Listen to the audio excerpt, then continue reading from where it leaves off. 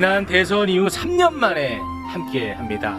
참 섭외가 쉽지 않았습니다. 네, 서운한 마음도 크고요. 자, 그러면 오늘 함께하실 분들 한 분 한 분 소개를 해드리겠습니다. 먼저 김갑수 옹 박수로 맞이합니다. 약 올리는 거예요. 네, 고맙습니다. 뭐하고 또 일러주세요. 그거. 네, 고맙습니다. 자, 그리고 이재명 대표와 2살 차이밖에 되지 않습니다만 아들 행세를 하고 아, 2살 많으신 거 아니고 어리시다는 2살 거죠? 어린데 네. 이재명 대표의 아들 행세를 하고 다녀요. 이게 웬일인지 모르겠습니다. 최진봉 교수님 오늘 1시간 일찍 왔습니다. 해도 너무합니다. 권력 바라기 최진봉 교수님 박수로 맞이합니다. 안녕하십니까. 제가 보통은 한 5분 전에 옵니다. 대표님 모시니까 1시간 전에 와서 기다리고 아, 그 뭐 대표님의 이제 뭐 정책이나 정치적 지향성을 제가 이제 함께 하는 거죠. 그렇게 이해를 하셔야지. 아, 권력 바라기 아닙니까? 아니 무슨 말씀이세요? 네. 오늘 감사합니다. 오늘 방송을 같이 하다 보면 윤핵관의 냄새가 좀 많이 날 겁니다. 이해까지인가요, 그럼 이제는? 아, 맹목적 이 지지자. 사람이 네. 그래도 그 학자로서의 네. 품위를 지켜주시기 알겠습니다. 바라겠습니다. 고맙습니다. 자, 그리고 3년 만에 함께 하는데요. 야, 그 3년 사이에 정말 너무나도 많은 일들이 있었습니다. 그래서 여쭤보고 싶은 말도 많고 궁금한 것도 너무 많습니다. 정말 어렵게 섭외했습니다. 이재명 대표 박수로 맞이합니다. 네, 반갑습니다. 아니 근데 왜 이분은 소개를 안 하시죠? 아니, 이제 할 거예요. 네네. 순서대로. 네네네. 배제되는 줄 알고. 저 배제 시키신 거 아니죠? 저는 아닙니다. 아, 대표님이 오늘 주인공이라고 마지막에 소개할 거라는 이런 그러네. 잘못된 생각 갖고 계셨던 거 아니죠? 저는 뭐 당연히 이렇게 할 줄. 알고. 이렇게 도니까 이쪽으로 이렇게 방향이 이제 약간 감정이 있으신 것 같아요. 아닙니다. 그래요?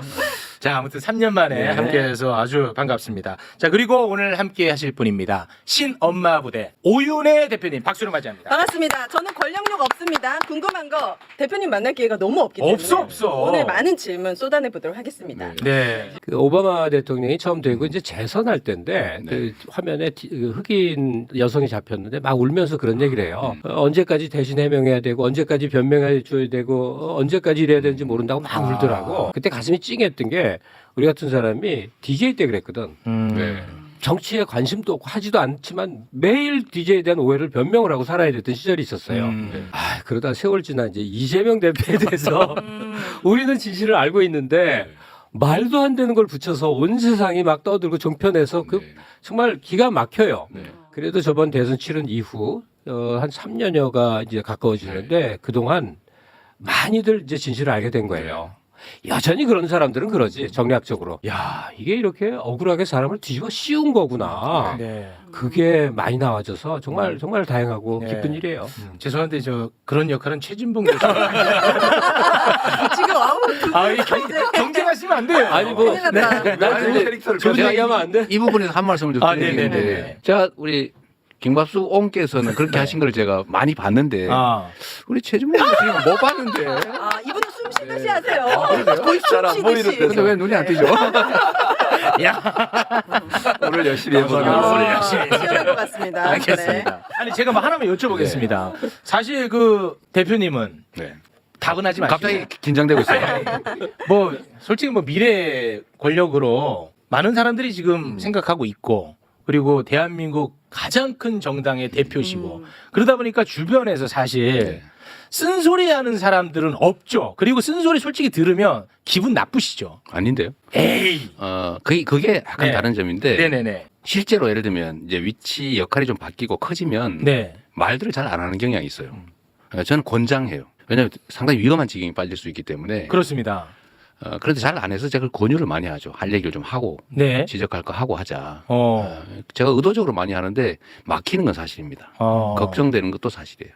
근데 제가 원하지는 않습니다. 아, 그러면 실제로 내가 아픈 이야기를 듣는 경우도 있습니까? 많이 듣죠. 많이 듣고 저는 이제 역사 속에서 많이 이제 배우는 편인데 최근에 그 글로벌 기업들도 보면 레드팀을 일부러 만들어요. 네. 이제 그게 없으면 위험에 빠지죠. 그렇습니다. 당도 마찬가지고 특히 당은 더하죠. 네. 정치 세계에는 지적을 해줘야 됩니다. 네. 생각과는 좀 달리 제가 그런데 많이 열려 있는 편이라서 그나마 살아남아 있는 거예요. 아. 레드팀이 있다는 말씀이신가요? 민주당 내에도? 만드는데 잘 안 하려고 그래요. 이 최진봉 교수님 같은 분만 있으면 이게 안 되거든요. 맞아요. 위험하죠. 이게 윤회관이야. 그러면 윤회관. 큰일 납니다. 근데 제가 네. 그 대표님하고 여러 사람이 모이는 자리에 한번 참석한 적이 있었는데요. 대표님은요 말씀을 많이 안 하세요. 같이 모이면 주로 들어요. 그리고 저는 마지막에 이제 그 하라고 하니까 사람들이 이제 대표님 한마디 해주세요. 그러니까 마지막에 짧게 얘기하고 끝냈거든요. 존경한다고? 그러니까 제 생각엔 그러니까 오해예요, 오해. 그러니까 이재명 대표님 뭐 말씀을 많이 하실 거라고 생각하는데 제가 참석해본 경험으로는 네. 말씀을 거의 안 하세요. 그 한 듣는 번이잖아요, 근데. 한 번만 보고 판단하시는 두 거예요? 번이에요, 두 번. 두 번. 실제로 제가 제일 우려되는 점들이 그런 거예요. 말을 하지 않는 게 제일 위험한데 특히 권한이 생기면 정말로 주변이 입을 닫기 시작해요. 그렇죠. 네. 근데 그건 거의 인간의 본성에 가까운데 네. 그걸 어떻게든지 하게 만드는 게 진짜 실력입니다. 맞습니다, 실력이고. 진짜. 또 한 가지는 이제 저에 대한 선입관 중에 하나가 뭐냐면 뭔가 일을 정하면 포기하지 않고 해내는 이제 그런 면이 있는데 그 결정 과정은 정말로 치열하게 토론하고 의견 수렴해서 하는데 한번 정하면 네. 정말로 성과를 내잖아요. 네. 그러니까 이 결정 과정은 안 보여요. 그러니까 외화되는 집행 과정만 보이니까 약간 뭐 이런 불도저 네네네. 전차 같은 느낌을 느낀대요. 네. 결정 과정이 실제 그렇지는 않습니다. 근데 그 보시면 알지만 결정된 걸 집행하는 과정에서 그 결정이 잘못돼서 문제된 경우는 거의 없습니다. 정말로 치밀하게 토론하고 수용하고 위험성을 다 1, 2, 3 안까지 다 만들기 때문에 네. A, B, C, D 안을 다 만들기 때문에 사실은 실패가 거의 없는 편이죠. 그럼 마음 편히 비판하겠습니다. 꼭 해주시길 바랍니다. 오늘 지켜봅니다. 단 4가지만 있으면 됩니다. 우리 저 이재명 대표님의 지지자 여러분들, 저는 이제 허락을 받았습니다요. 네. 자유롭게. 네. 자유롭게 갑니다, 저는. 네. 네. 자, 지난 대선 이후 오늘 이제 첫 만남이니까 지난 대선 때 이야기부터 좀 네. 잠깐 좀 해보고 싶습니다. 2022년 3월 9일 대선 투표가 있었는데, 개표가 이제 어느 정도 완료가 되면은 당선자가 그 연설을 하지 않습니까? 네. 근데 저는 그때 윤석열이 단상에서 그걸 하는 모습을 떠올릴 때마다 정말 죽고 싶었거든요. 정말 너무너무 끔찍했었어. 네. 그런데 그 끔찍한 일이 0.73%포인트 차로 일어나 버렸잖아요. 그렇죠. 그리고 저는 3월 10일에 방송을 해야만 하는데, 와, 저는 아직도 생생하게 너무 힘들었어요. 그날 트라우마였어요. 진짜 너무 힘들었는데. 네, 맞습니다. 인간 이재명은 어떠했는지 저 그거 굉장히 궁금합니다. 저는 이제 일어날 수 있는 가능한 경우를 다 상정해서 사실 미리미리 대비를 다 하는 편이에요. 네. 그러니까 가장 상황이 좋을 때도 안 좋은 상황이 벌어졌을 경우를 대비를 해놔야 되기 때문에 저는 양쪽을 다 생각해놨죠. 생각해놓고 물론 뭐 다 준비도 하고. 그런데 저는 처음에 개표를 할 때 우리가 많이 앞섰잖아요. 네. 이게 좀 좁혀 들어가더라고요. 밤 12시 넘어 1시 좀 넘으면서 졌구나. 그때는 거의 따라잡힌 상태. 네. 결국은 지겠구나. 그래서 결국 졌고 이럴 거면 깔끔하게 빨리 정리를 해줘야 된다. 근데 미련을 갖게 되면 갈등이 격화되잖아요. 네. 진측은 더보다 미세한 차이로 질 것 같은데 그러면 이제 미련 남고 저쪽은 불안하고 자칫 잘못하면 이게 충돌이 발생할 수도 있어서 제가 빨리 정리를 해준 거예요. 네. 저는 사실은 저도 걱정했죠. 똑같이. 지금의 이런 상황 비슷한 게 발생할 가능성이 높다라고 그러니까요. 생각했는데 이제 일방통행 때문에 네. 그래도 우리가 협력하고 우리가 좀 개방적인 태도를 취하면 이제 여야가 서로 역할을 조금씩 나누고 존중하고 하면 상상했던 것보다는 좀 완화할 수 있지 않겠냐 생각을 해서 제가 최대한 여유를 갖춰서 빨리 승복하고 또 최대한 격려해주고 우리 깔끔하게 승복하자라고 했던 건데 지금 생각하면 그때는 뭐 최선의 선택을 했다고 생각하는데 지금 벌어진 일을 보면 하여튼 그 결과에 대해서는 참 가슴 칠 일이죠. 그러나 뭐 결국은 제 잘못이죠. 제 부족함 때문이니까. 대통령이 돼도 잘할 거라고 누구도 생각지는 않았지만요. 그럼요. 이런 식의 폭주에다가 나중에는 계엄에. 계엄까지 하리라는 건 상상을 못했는데 혹시 선거 패배 후에 저자가 거기까지 나갈지 모른다 그러니까 꼭 계엄이라기보다 완전 폭주 기관차가 될지도 모르겠다는 예감을 하셨어요? 2022년 연말 정도부터 제 생일날 소환장을 소환을 하더라고요. 그래서 이것도 뭐 좀 그렇구나. 그리고 이제 막 수사를 아주 가혹하게 하고 막 없는 거 만들고 막 압박해서 일 벌어지고 이런 걸 보면서 이게 이렇게 제거하려고 하나? 그 걱정을 했었고 이제 아시다시피 이제 2023년은 이제 1년 내내 이재명을 잡아넣느냐 뭐 네. 마느냐로 세월 다 보내버렸고 네. 2024년 이제 총선이 되면서 그 언저리에서부터 이 사고를 치겠다. 그래서 제가 사실 2024년 총선 때 정말 스트레스가 많았는데 만약에 이 총선에서 우리가 지면 과반을 뺏기면 나라가 완전히 망해버리겠다. 네. 지금 이 행정 권력만 가지고도 이 비정상적인 행태를 보이는데 입법권까지 장악하면 완전히 다 뜯어 고치고 완전히 엉망진창을 만들 것 같아서 네. 저는 총선이 정말 스트레스였어요. 그러니까 저는 이제 국민들을 믿으니까 이렇게 엉망진창을 하는데 국민들이 또 그쪽을 선택하지는 않을 거다라고 믿기는 하지만 네. 또 모르는 거잖아요. 그렇죠. 막 순간순간 선택하는 과정에서 뭐 지지율이 역전됐다고 그러질 않나, 뭐 그랬었죠. 우리 과반을 뺏길 거라고 그러질 않나. 그 와중에 어쨌든 유시민 그 작가님하고 여론조사 꽃 이런 게 네. 많이 도움이 됐죠. 많이 도움이 됐고 총선 전에 제가 이미 이 계엄 얘기를 그때는 경비 계엄.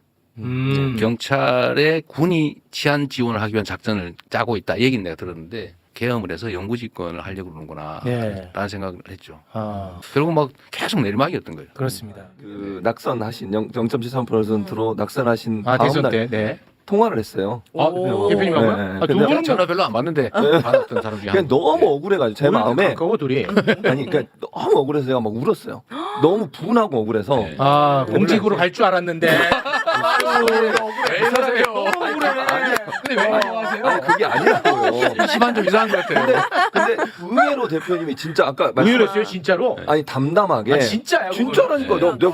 아니 뭐 이게 사적인 아, 전화니까 충분히 뭐 진짜? 만약에 갑 선생님이 얘기했던 것처럼 정말 그 생각했다면 아 저 사람 큰일 날 사람 이런 얘기 하실 수 있잖아요. 그런 얘기 전혀 안 하시고 가능한가? 본인이 부족해서 그렇게 됐습니다. 미안합니다 그러는 거예요 저한테. 와, 내가 얼마나 진짜? 황당하겠어요. 우리는 그러니까 보는 사람은 너무 막 화가 나잖아요. 어떻게 이런 일이 벌어질 수 맞아요. 있을까? 그리고 여론조사 그 방송 여론조사도 거의 붙어 있었고 어떤 건 또 앞서는 것도 있었잖아요. 그러니까 기대를 하고 있었는데 그런 경우가 나오고 또 윤석열 같은 사람이 아. 대통령이 된다는 게 대한 분노감이 그게 차오르는데 크죠. 근데 대표님은 그때 정말로 담담해. 담담했어요. 그러니까 저는 우는데 와. 본인은 그냥 가만 집에서 혼자 계시더라고. 오신 아니, 거 아니죠? 아니 제가 그 그 뭐 비밀입니다.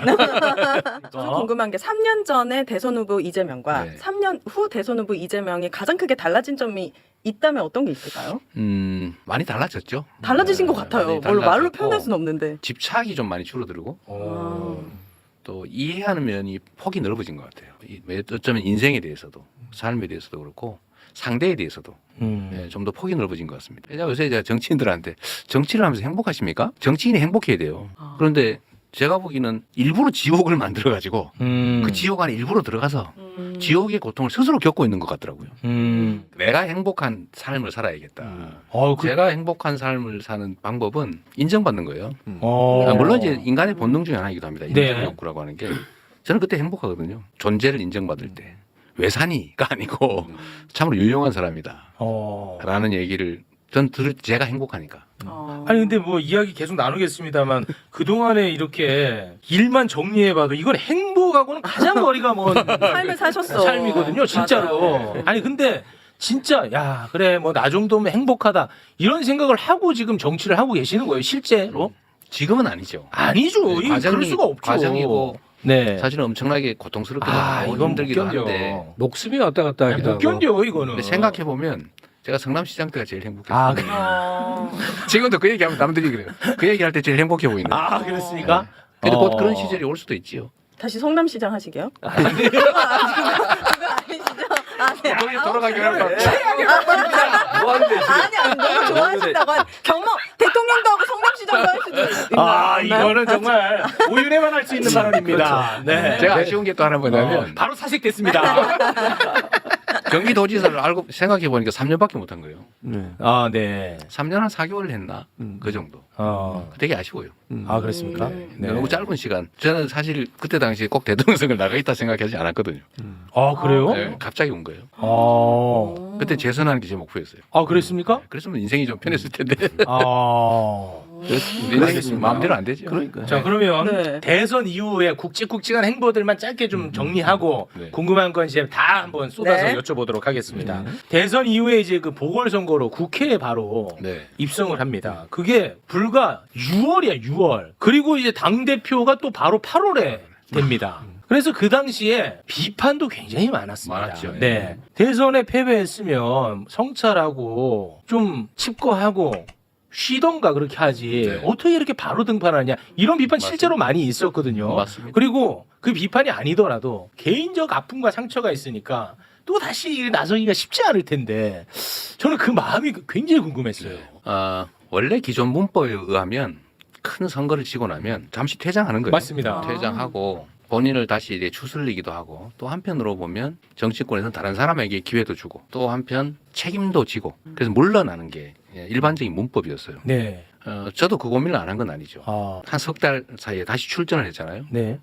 그 석 달은 엄청 괴로운 시간이었던 건 사실이고. 근데 그런 결정을 하게 됐던 제일 큰 이유는 제가 다른 사람들의 전범을 따라서 살았다면 이때가 오지 못했을 거예요. 이재명이 아니다. 저는 제가 필요로 해서 판단해서 옳은 일이면 해야 될 일이면 해서 왔거든요. 네. 제가 기존의 문법을 따라오지 않았어요. 네네네. 시장을 할 때도 시장이 해서는 안 될 일을 많이 했잖아요. 네, 그럴 수 인기가 광화문에서 많았죠. 농성을 왜 합니까? 네. 중앙정부가 시키면 시키는 대로 하고 네. 그럴 것이지. 하지 말라는 거 굳이 해가면서 중앙정부하고 부딪혀서 제가 지금 온갖 고통을 당한 이유도 그 중에 하나가 있어요. 부딪힌 거거든요. 네, 맞습니다. 근데 대선에 나간 것도 사실은 무슨 기초단체장이 대선을 나갑니까? 그것도 이상하죠. 그 기초단체장이 대규모 광역단체장이 된 사례도 거의 없어요. 그러니까 도전해서 어쨌든 사람들이 기대를 좀 채웠는데 제가 생각했던 거는 일단 윤석열 후보한테 졌는데 결코 잘할 것 같지가 않아요. 아, 매우 위험한 상황인데 저는 역사책을 꽤 많이 보는 편인데요. 네. 전략서라든지 심리학 뭐 이런 걸 책을 좀 많이 보는 편인데 이게 대규모 전쟁에서 지고 난 다음에 그 이긴 쪽이 잘하면 다행인데 만약에 그 국가나 공동체를 제대로 이끌어가지 못할 때 상대 진영이 완전히 지리멸렬해버리면 아, 큰일 나는 수가 있다. 큰일 나죠, 실제로. 그런데 이게 원래 큰 전쟁에서 진 군대, 예를 들면 세력이죠. 세력은 그야말로 4분 5열 지리멸렬합니다. 근데 그 핵심적인 이유는 지휘관이 사라졌기 때문이에요. 후퇴를 잘해야 돼요. 그 다음 전쟁도 남아 있는 거잖아요. 끊임없이 경쟁하고. 근데 제가 물러서서 저도 우아하게 막 해외 유학 가고 이랬으면은 저는 보존했을지 모르겠는데 과연 이 진영이 유지될 수 있을까? 몇 년간에. 그래서 저는 이 대오를 유지하는 게 중요하다고 생각했어요. 대오를 유지하고 신속하게 재정비하고 다음 지방선거도 사실은 있고 그다음 총선도 있고 그다음 또 많은 전쟁이 벌어지는데 물러서 있는 게 과연 우리 진영 전체에 도움이 될까? 엄청난 비난이 쏟아질 걸 감수하고 현실적으로 논의도 많이 했죠. 네네네. 참모들. 그때 반대하는 사람이 훨씬 많았어요. 압도적으로. 아, 측근들이요? 네, 소위 측근 참모라고 부르는 분들이. 그렇습니까? 그래서 결국은 떠난 분도 있죠. 그랬나요? 네, 떠난 분도 있었는데 지금 지다고 생각해 보면 잘 판단했다는 생각이 들어요. 결과론적으로는 그래 보입니다. 네. 네. 그래서 지방선거도 경기도라도 건질 수 있었던 게 어쨌든 우리가 전선을 다시 구축해서 맞섰기 때문이 아닐까. 지금 지나서 한 얘기인데 네네네. 그런 생각도 좀 하고 원래 전면하잖아요. 대통령 선거를 이긴 쪽이 몇 달 만에 선거를 몇 달도 아니죠. 취임 한 달 만에 치르는 바로 했으니까요. 100% 진다고 봐야 됩니다. 네. 사실은 객관적으로 보면 조금 건진 편이에요. 예상보다는. 근데 어쨌든 당대표 선거도 그렇고 저는 우리 나름의 새로운 문법으로 필요한 일을 하자라고 결정했는데 하여튼 비난 많이 받았습니다. 그리고 비난할 만했어요. 근데 사욕으로 보일만 하고 이재명 대표가 주식 투자를 그것도 큰 금액을 한 게 이제 기사가 나온 거예요. 한 2억 정도 샀을 거예요. 아마. 주식 투자한 기사가 나온 거야. 선거 안 나갈 생각을 한 거예요. 근데 그 난리 기사를 났었죠. 보면서 어쩜 그렇게 정반대 얘기를 하게 된지 나는 그 생각을 했거든. 이 한국에서 정치 보스들은 남의 돈 이렇게 움직이는 능력이다라고 하는데 봐라 자력갱생하는 사람 아니냐.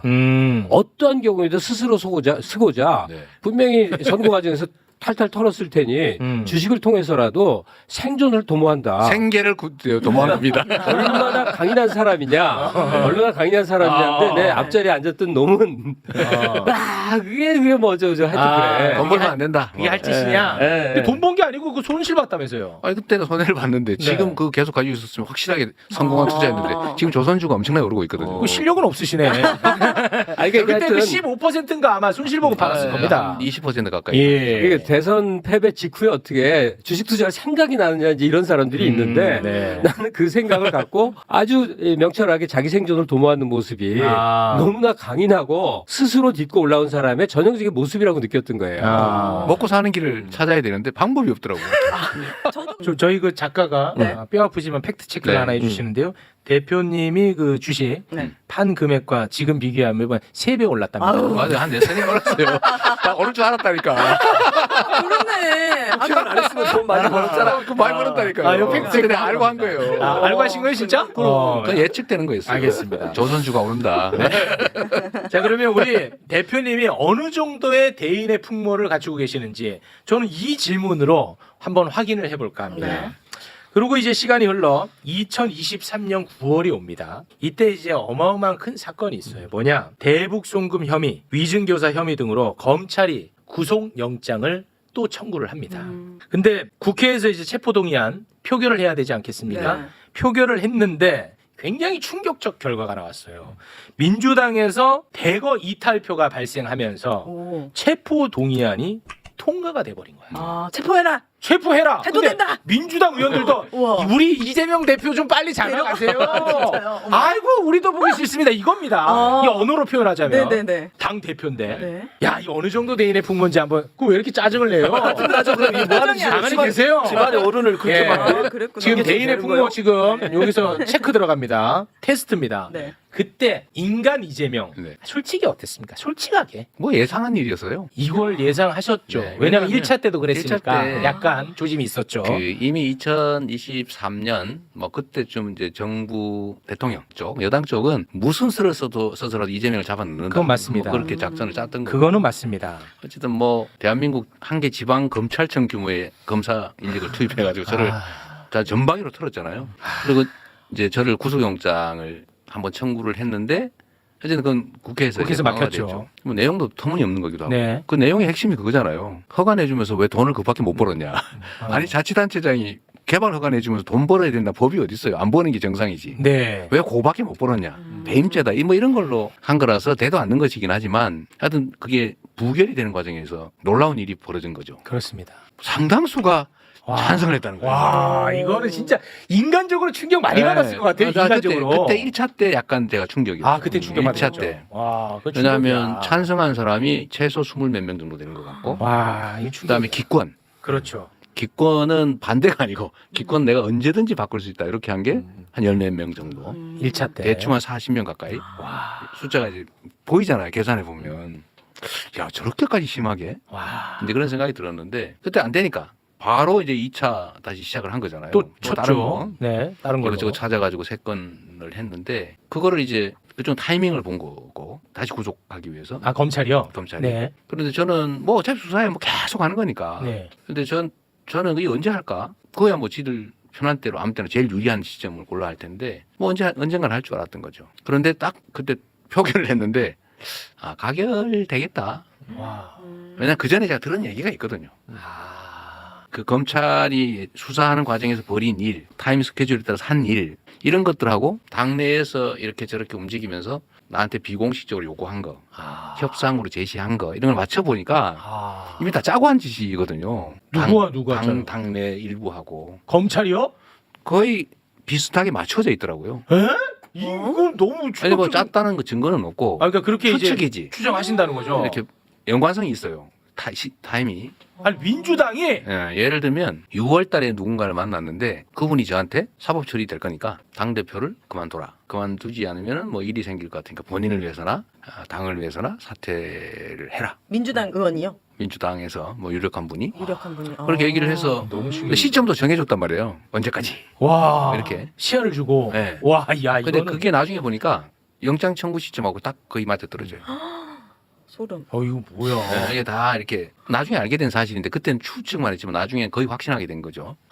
그리고 그때 당시에는 내가 그걸 거절했기 때문에 네, 사퇴하면은 봐준다. 네 사퇴 안 하면은 저 영장 동의해서 구속시킨다. 시킨다. 그래서 저희는 그럼 구속되면은 내가 옥중에서라도 내가 사퇴하지 말아야지 뭐 이런 계획도 다 짜고. 와 대단하시다 진짜. 파워 그죠? J 스타일. 아니 그러니까 진짜 대단하셔. 개명. 그거를 이제 왜냐하면 A안 B안 네. 만약의 경우에 안 다 해놓고 우리 최고 지도부들하고 다 의논해서 네. 해서 비상사태가 벌어질 가능성이 높으니 그때는 이렇게 하자 뭐 이런 거 다 해놓고 했는데 가결된 거죠. 예상한 대로. 아 다만 제가 그때 사실은 이런 건 약간 정무적인 것들이 있는데 반대할 거냐 찬성할 거냐 그러면 가결을 해달라 이렇게 공개적으로 요구를 해서 그럼 부담 없이 가결을 해서 넘어오면 법원에서 영장이 기각될 가능성이 좀 높아지죠. 왜냐하면 국회가 내가 요구해서 가결한 거니까. 그런데 반대로 내가 부결해 주세요. 근데 네. 가결이 돼버리면 아. 영장 발부 가능성이 훨씬 높아져요. 아, 네네. 그러겠다. 무슨 말씀인지 네. 알겠습니다. 그래도 저는 부결해 주세요라고 하고 가결이 될 격으로 저는 각오를 했어요. 근데 왜 그렇게 했느냐? 그건 뭐예요? 그러면 이 가결한 규모가 드러나잖아요. 음. 누가 가결을 했는지가 드러난다고요. 네. 그런데 만약에 가결해 주세요에서 전원이 동의를 해버리면 가결한 사람이 드러나질 않잖아요. 전략가시는. 아니 그 드러나서 뭐 저는- 하시려고 그랬어요? 책임을 물어야죠. 아 책임을. 이게 내가 개인적 감정이 있는 게 아니고 아 그건 아니고. 당이 살려면 이게 민주당이라고 하는 거를 사적 욕망의 도구로 쓰고 상대 정당 또는 이 아주 폭력적 집단하고 암거래를 하는 이 집단들이 살아남아 있으면 당이 뭐가 되겠어요? 야. 그래서 저는 구속 가능성이 높아지는 걸 감수하고 와. 부결 요청을 해서 가결 동의자를 최소화하고 오. 거기에 대해서는 우리 당원과 국민들이 책임을 물을 거라고 본 거예요. 와. 아 진짜 그렇게 생각하신 거예요? 그 사실은 우리 같이 상의한 사람 다 있어요. 와. 그래서 결국 그렇게 됐죠. 그렇게 됐죠. 제가 그들을 구체적으로 제거하지 않았지만 네. 결국은 행위에 당원들이 대해서 있죠, 당원들. 책임을 물어야 음. 책임을 지는 게 이게 민주적 정당이죠. 아니 근데 그 이탈표 있잖아요. 네. 이 가결을 행사하신 분들, 그분들한테 이 사건을 좀 들여다보라고 설득해 보신 적이 있습니까? 아니 의원님이 나서서, 그러니까 대표님이 나서서 설득하지 말고 사건을 들여다봐. 왜 이 말씀을 드리냐면 제가 뭐 특정인 이름은 거론하지 않겠습니다만 대표님을 진짜 혐오하는 누군가가 있는데 그 사람도 대표님 사건에 대해서는 이건 뭐 무죄다. 그리고 이거는 검찰이 다 뒤집어 씌운 거라고 얘기를 합니다. 네, 아무 증거가 없어요. 아니 그렇게 얘기를 해요. 진짜 혐오하는 사람인데도. 그러니까 그렇듯 이 사건만 그냥 좀 봐달라. 이렇게 설득한 적 없습니까? 뭐 크게 안 했어요. 아. 왜냐하면 제가 이 구구하게 그걸 설명을 하면 구차하고 그건 법원에서 어차피 결판이 날 거고 저는 이 나라 사법제도를 어느 정도 믿는 사람이기 때문에 구구하게 설명하는 데 의미도 없고요. 그래요. 그리고 그분들이 예를 들면 이재명이 죄를 지었구나. 그러니까 하지 말아야 이런 생각하는 사람들이 아니고 정치적 이해관계 때문에 제거해야지. 이런 데 동의하는 것이기 때문에 설명은 의미가 없어요. 의미가 없어요. 네, 다 정치적 판단이기 때문에. 그렇습니까? 근데 결국은 뭐 좀 이따 얘기를 하실지도 모르겠지만 총선에서 그게 다 드러나 버렸고 정리가 됐죠. 그리고 하필이면 그 시점에 그 논란이 있던 시점에 소위 민주당의 의원 평가가 이루어졌어요. 그 시기가 그거 하는 시기예요. 네. 네. 이게 겹쳤어요. 네. 그 겹치는 바람에 그 가결했던 것으로 의심을 받은 사람들이 당원 여론조사, 지역 구민 여론조사, 의원들 간의 상호평가 이런 데서 엄청나게 감점을 받아버려가지고 그래서 그 평가가 많이 낮아진 측면이 있습니다. 우리가 일부러 뭘 한 게 아니고 그러니까 이재명이 사감으로 한 것이 아니라 시스템에서 했는데 네. 그게 맞아 떨어져 버린 거예요.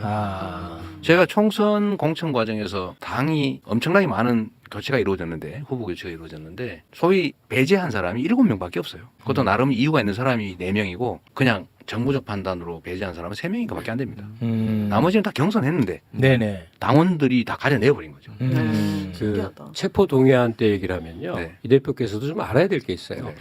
뭐죠? 뭐예요? 이재명 지지자 하기가 왜 이렇게 힘들냐. 왜요? 속이 그건 터지는 맞습니다. 한두 번도 아니고 이거는 거의 미쳐버릴 것 같은 그 불안과 아슬아슬함이 계속되니까 정말 나중에 지치는 거예요. 끝없이 이 양반 재표 들어가서 다 끝장나나? 뭐 하여튼 매번 이러는데 그때는 정말 너무 힘들었던 기억이 나는데 최대 위기였죠. 정치적으로. 네, 근데 이제 그런저런 걸 다 거쳐서요. 저도 이제 민주당의 역사를 이 외부인이지만 그래도 공부를 통해서 안다고 생각을 하는데 오너십을 가진 당대표 정당이 두 번째예요. 김대중 때 한번 내당이라고 할 수 있는 정도의 오너십. 지금은 뭐 일극체제니 뭐니까 다 마음대로 떠들라고 해도 돼요. 또 오너십도 그 언론에 그렇지. 이것도 아니, 큰일 날 수가 있어요. 그런 말씀 하지 마요. 아니 어떤 것은 오너십은 빼. 어떤 것은 편집 아니 편집 말고 오너십 빼.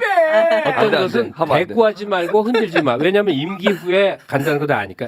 그러니까 지금 정도의 당 장악력을 가진 건 놀라운 일인데 여러 요인이 있을 거예요. 그중에 핵심이 뭐라고 생각하세요? 일단 당원 중심 정당이 된 것이고요. 이 나라가 민주공화국이라고 하면서도 사실은 민주적이지 않았던 때가 많아요. 정치인 또는 기득권 세력들이 민주의 이름으로 국민의 이름으로 마음대로 해왔던 측면이 많죠. 서서히 민주주의가 정착돼 가는 과정에서 엉망이 잠깐 되고 있지만 저는 복구할 거라고 보고요. 당도 마찬가지입니다. 당도 당원 중심 정당. 당원 주권 뭐 얘기를 하면서 실제로는 당원이 배제됐거든요. 네. 근데 제가 어쨌든 한 2, 3년 이렇게 가까이 있으면서 당원 중심 정당으로 계속 끊임없이 보폭으로 옮겼고 당원들도 내가 이 땅의 진짜 주인으로 취급받는 것을 넘어서서 당원이 주인 돼야지, 주인 노릇 해야지, 주인 자리 찾아야지 이런 의지가 엄청 강해진 거예요. 그래서 그런 것들 때문에 당이 당원 중심으로 가라앉은 겁니다. 이게 이제 전체적으로 민주당이 그 정당으로서의 역할, 즉 국민들 또는 당원들의 힘에 의해서 움직여지는 정당의 모습을 갖추게 된 거죠, 결국은. 네. 아까 그 체포 동의안 사태 때 얘기를 좀만 더 드리면 네. 일단 이제 여러 가지 복합적인 생각을 할 수밖에 없는데 이 리더라고 하는 거는 자기 중심으로 판단을 하면 대세를 그르치는 경우가 많아요. 대회전이 벌어질 때는 다 던져야 되거든요. 네. 이제 조국 교수가 가끔 쓰는 말인데 육참골단이라고 네. 살점을 주고 뼈를 취하는 겁니다. 네. 정말 핵심적인 걸 남겨놓고 나머지 다 던져버리는 거예요. 제가 이제 구속될 가능성이 높아진다고 하잖아요. 이론적으로 그렇거든요. 네. 그런데 이제 최종적으로 사법부의 판단이 일단 남아 있고 저는 이게 증거가 없다 이게. 아니 제가 얼굴도 모르는 사람한테 100억 주라 그래서 그 사람이 덜렁 그 돈 욕심 많은 분이 100억을 아무 이익도 없이 줬을 리가 없잖아요. 북한에다가요. 네. 네. 어쨌든 그게 핵심인데 아무런 증거도 없고 형식적 증거도 없으니까. 그래서 이거는 가능성은 여전히 남아있지만 높긴 하지만 남아있고 대신에 이걸 덮어버리고 하면 영영 죽는다. 이걸 덮어서 타협해서 그들이 다 그 안에 숨어서 민주당의 여전한 권력을 상당 부분을 갖고 있으면 네. 총선은 어떻게 할 거며 네. 그다음에 저 윤석열 저 정권을 상대로 어떻게 대우를 유지해서 싸울 수 있겠냐. 아. 불가능하잖아요. 네. 그래서 어쨌든 이걸 정리를 안 하면 결국 죽는다. 잠시 살다 사거리 다 전멸하는 수가 발생하기 때문에 그 가능성이 높더라도 위험을 감수하는 대신에 저쪽을 드러내면 당원들이 골라낼 거고 그러면 제가 일시 제거되더라도 당은 산다. 총선에서 이긴다. 그래서 대행체제 이런 거 다 나름 다 준비해 놓은 거죠. 아, 그래요? 결국은 그런데 제가 생각했던 것보다 더 좀 큰 사람 같네요. 뭐야 이제 세 명이서. 아, 요거는 진짜 내가 상상하지 못했던 이야기예요. 아, 그러네요. 네. 역사책 보면 리더가 몇 명 이렇게 아니, 안 나오잖아. 요건 좀 이럴 때 의외인데. 이럴 때 그럴 결정을 한 사람들이 네. 주인공이 되는 거지. 아, 야, 근데 그때 구속될 것을 염두에 두고도 그런 판단을 했다는 것은 아, 진짜 각오하고 한 거죠. 대단하시네요. 근데 뭐 어찌됐든 결과적으로 법원에 의해서 또 제동이 걸렸죠. 네. 뭐 지금 이상한 표현인데 항상 그 기적 같은 결과가 나타납니다. 원래 그러죠. 와. 흔히는 기적 같은 일이 자꾸 쌓여서 결국은 기적이 벌어지죠. 그리고 또 2024년 1월에 이 얘기는 뭐 길게 하지 않겠습니다. 왜냐하면 우리 대표님에게도 진짜 트라우마일 수도 있고 또 보시는 분들도 또 트라우마일 수도 있으니까 네. 김진성으로부터 이제 피습을 당했습니다. 김진성은 이제 대법에서 이제 15년 선고 받았고, 근데 저는 그 자체도 굉장히 상처를 많이 받고 충격적이었겠습니다만 저는 지금도 와 이건 정말 대한민국 언론이 너무 잔인하다고 생각했던 게 사람이 진짜 죽을 뻔한 겁니다. 이거는 네. 진짜 죽을 뻔한 거야. 그런데 대한민국 언론은 특혜 시비로 다 뒤덮었어. 이재명의 뭐 헬기 이송 특혜 시비. 당사자가 나였다면 와 나는 정말 너무 외로웠을 것 같아요. 야 내가 이 지경인데도 그러니까. 나를 또 공격하네. 와 이거는 진짜 내가 오갈 데 없구나. 이런 생각이 들 것 같거든요. 네. 어떠셨습니까? 전 뭐 맨날 당하던 일이라. 아니 근데 이건 너무 심하잖아요. 그러니까요. 이거 너무 심하잖아. 아니요, 뭐 저는 별로 그렇게 생각 안 했어요. 아 그렇습니까? 그 전에도 뭐 수없이 반복됐던 일이어서 또 그러네. 그래서 제가 구직을 해명하거나 그러지 않았고 결정적인 거 그런 거잖아요. 1cm 열상. 아 그래서 사실 자상하고 열상 완전히 다른 거거든요. 네. 날카로운 칼로 펜싱 칼로 찔려봐야 그 들어가는 입구는 몇 센치 안 돼요. 네. 깊이 들어가죠. 근데 이거를 열상이라고 살짝 찢어진 거 젓가락으로 찢어졌다 이렇게 했잖아요. 네. 아. 그런데 그런 거는 어차피 기울어진 운동장에서 이때까지 거의 정치 인생 거의 대부분을 그렇게 살았기 때문에 뭐 또 그러나 보다라고 했는데 그거보다는 제 자신이 많이 변한 것 같아요. 이게 죽을 뻔한 건데 네. 오히려 나머지 삶이 덤이다 이런 생각도 좀 들고 어. 그 순간에 전 죽는다고 생각했거든요. 아, 그렇습니까? 찔려서 누워서 갑자기 퍽 해서 그 순간 느낌이 없으니까 맞았나 보다 이렇게 생각하고 넘어져서 목을 잡고 있는데 대표님 뜨뜻한 게 자꾸 흘러내려요. 아 찔렸구나. 근데 목을 찔려서 피가 막 흘러내리니까 보통 죽는 거잖아요. 아 그럼요. 영화 장면도 있고. 아 그래서 그럼요. 이걸 옆에 있던 사람 보고 세게 눌러라. 지혈을 어쨌든 해야 되니까. 음. 무릎으로 이렇게 누르고 있었는데 근데 이러면서 하늘을 쳐다보니까 그렇게 하늘이 맑아. 그리고 맑고 아 저게 곧 내 시야에서 사라지겠지. 사라지면 내 삶도 이제 끝나는 거겠지. 이 생각을 하고 있다 이제 가족들 생각도 좀 나오고 있으니까 얘기를 하고 있는데 한참이 있는데도 안 사라져요. 아, 하늘이. 네. 이거 살 수 있는 거 아니야? 그러면 그 생각이 또 들면서 이렇게 그 순간이 그 짧은 시간이긴 하지만 한 뭐 1, 20분 정도 죽는구나. 근데 그 순간 정말 온갖 생각이 다 이제 드는데 그 후에 병원에 있으면서 든 생각들이 인생을 많이 반추하게 됐죠. 목숨을 잃을 뻔했던 게 정말 많은 성찰, 또는 뭐 앞으로 살아갈 인생에 대한 뭐 깊은 생각 뭐 이런 것들 많이 하다 보니까 많이 너그러워졌어요. 내 삶에 대해서도. 이제 남은 건 진짜 덤이다. 와. 그리고요. 너무 법률스님. 아니 뭡니까 이거? 150명, 200명 구매의 특별수사본부를 차려서 요란하게 해줘야 이재명을 따른다는 사람들의 마음을 위무할 수 있었을 거예요. 국가 정부에도 좋고 대통령한테도 좋고. 근데 정말 말도 안 되게 무시해버렸죠. 맞습니다. 그 결과가 뭘까? 이재명을 열심히 지지했던 사람들에게는 생사를 같이 넘나든 동지애가 생긴 거예요. 분노, 울분 뭐 옛날 얘기해서 또 한 번 얘기해서 미안한데 내가 김대중이가 대통령만 될 수 있으면 내 사업이 다 망해도 좋고 내 인생이 망가져도 좋아 이런 사람이 엄청 많았어요. 그때는 지역적 배경에 의한 울분 이런 것도 작용을 했겠지. 그리고 세월이 지났는데 칼 맞은 이재명에 대한 저 대접을 보면서 내가 받는 모욕감, 분노 이런 걸로 설명할 길 없는 이 동지의식으로 뭉쳐진 사람들이 엄청나게 많아진 거예요. 그때 제가 살았던 이유는 참 여러 가지가 있는데 이분이 칼을 외국에서 수입을 해가지고 네. 그걸 잘 찌르겠다고 갈았잖아요. 갈았잖아요. 네. 연습도 하고. 연습을 연습도 또 이렇게 하고. 해놓고 목을 찌르는 연습을 목 높이에다 놓고 실제로 1년 내내 연습을 한 거예요. 너무 끔찍해. 찌르서 찌르는 연습을 연습한 목봉이 흔적이 있잖아요. 나왔죠. 예. 그런데 이게 참 우연히 정확하게 위치는 잡았어요. 이 동맥과 정맥 사이를 찔렀거든요. 찔렀는데 여기 칼아 여기 플라스틱이 있습니다. 네네. 네. 맞아요. 여기에 걸렸는데 이 사람이 칼을 안 갈고 보통 날카로운 칼로 찔렀으면 제가 죽었어요. 이게 매우 물리적인 건데 칼을 가는 바람에 칼이 약간 둥그러졌습니다. 이렇게 날카롭지 않고 이렇게 된 거예요. 양날이 이렇게 약간 둥글게. 이러면 잘 안 들어가요. 그러니까 원래 군용 단검은 정확하게 일직선으로 되어 있습니다. 그래야 잘 들어가요. 이 사람이 잘 주의했다고 잘 가는 게 실패의 원인이에요. 그리고 여기 정확하게 카라에 찔렸고 이게 하늘의 덕에 산 거죠.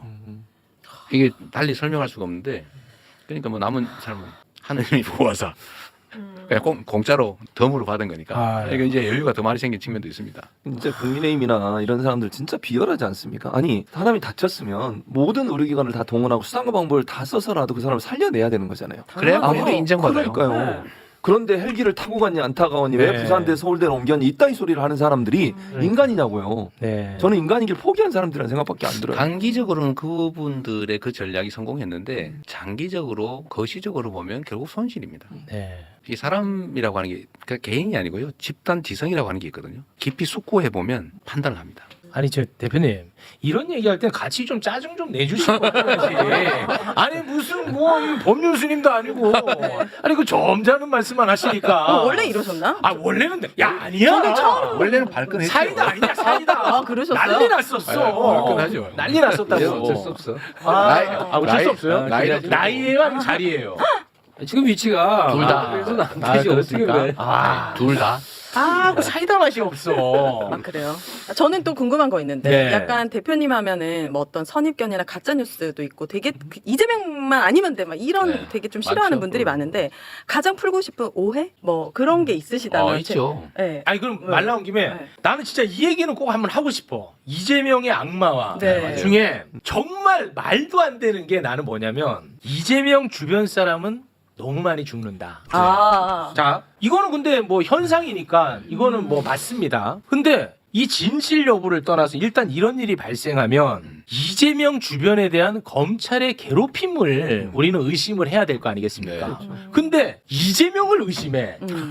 이게 말이 돼? 아니 이게 말이 돼? 근데 그렇게 믿는 사람들이 있나 보죠? 아니 이거 너무 말이 안 되지. 그러면은 네. 이재명이 성남 FC 후원금을 많이 따왔다는 이유로 제3자 뇌물죄로 기소까지 했는데 이렇게 사람이 많이 죽어나가면 이거 왜 수사 안 하고 왜 기소 안 해? 그 말도 안 말도 안 되는 얘기지 않습니까? 네. 근데 이런 게 먹혀. 이거 누가 그렇죠. 배포하는 사람이 있나 만들어서? 언론 종편이나 아니 보수 언론들이 먹혀. 공격을 그리고 해요. 나는 진짜 더 화가 나는 거는 이런 거에 대해서 이재명 대표가 막 되게 억울해하거나 그러지도 않는 것 같아. 난 이런 거를 좀 일일이 하나하나 반박해야 된다고 보는 입장이거든요. 처음에는 했지요. 하셨나요? 처음에는 그야말로 말씀하신 대로 억울하고 설명하면 되겠지 생각해서 해봤는데 결국 그게 공격의 강도만 높이더라고요. 아 그렇습니까? 의심의 깊이만 더 깊게 해. 아 그런가요? 믿고 싶은 사람은 믿는 거고 믿지 않고 싶은 사람은 안 믿는 거예요. 보니까 이미 이거는 진실 영역이 아니에요. 아 그런가? 그래서 제가 억울하죠. 애를 잃은 거예요. 증거가 없어. 왜? 난 한 일이 없으니까. 그렇죠. 저는 정치를 시작하면서부터 다짐을 한 게 있는데 제가 원래 그 표절 논란이 있는 대학원 논문 제목이 지방정부의 부패 극복 방안입니다. 부패 극복. 제가 시민운동을 하다가 구속된 일이 있어요. 그 파크뷰 특별기업 분양 사건이라고. 네. 그 소위 검사 사칭 네네네. 했네 말했네 건데 그걸로 제가 내가 부정부패를 추적하는 PD를 인터뷰해줬다가 이게 여하튼 뭐 이래 가지고 네, 또 말 잘못하면 또 말하면 제발 좀. 어쨌든 제발 그럴 거 있어서 네. 아이고. 내가 참 이거 황당하다라고 네. 생각을 해서 제가 대학원을 간 거예요. 구조를 좀 이해해 보자. 네. 나름 이제 공부를 2년 6개월 했으니까 이해하게 됐죠. 네. 그래서 그 후로 제가 다짐을 한 게 뭐냐면 일단 업자를 만나지 않는다. 아. 차도 마시지 않는다. 접촉하지 않는다. 이 원칙을 정했어요. 네. 의심을 받으니까. 아. 제가 CCTV 달았잖아요. 시정실에. 제가 그 돈 받는 장면을 뭐 찍기 위해서 한 게 아니에요.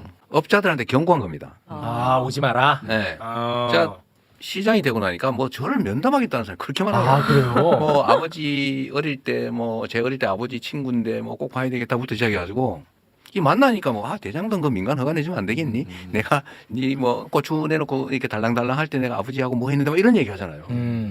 그것도 어느 날 보니까 어떤 사람이 저를 만나더니 책 두툼한 걸 딱 주는데 보니 책 두께가 좀 이상하게 두꺼워서 열어봤더니 봉투가 들어있는 거예요. 그래서 제가 돌려줬어요. 근데 그때 한명숙 총리 재판을 하고 있었습니다. 아. 의자가 바다내 만에 막 그 재판하고 네네네네. 있었잖아요. 네. 제가 법률가인데 이거를 만약에 이 친구가 나중에 가가지고 실제로는 나한테 줬다 내가 돌려줬는데 혼내고 그때 제가 3천만 원 줬는데요. 이래버리면 꼼짝 못하겠다. 증명을 할 길이 없잖아요. 아. 내가 500만 원이었는데 돌려줬습니다. 증거가 없잖아요. 네. 그럼 그 사람 말대로 되는 거예요. 어. 만난 것도 사실이고 만날 이유도 있었고 어. 실제로 나한테 이렇게 밀어줬던 게 사실이니까. 네네네. 그래서 너무 무서워서 나한테 그런 짓 아예 생각도 하지 마라. 내가 다 찍어놓는다. 아. 그래서야 CCTV를 달았던 겁니다. 그걸 달아놨더니 달고 이제 언론에 그걸 냈더니 면담 신청이 확 줄어들어요. 아, 실제로?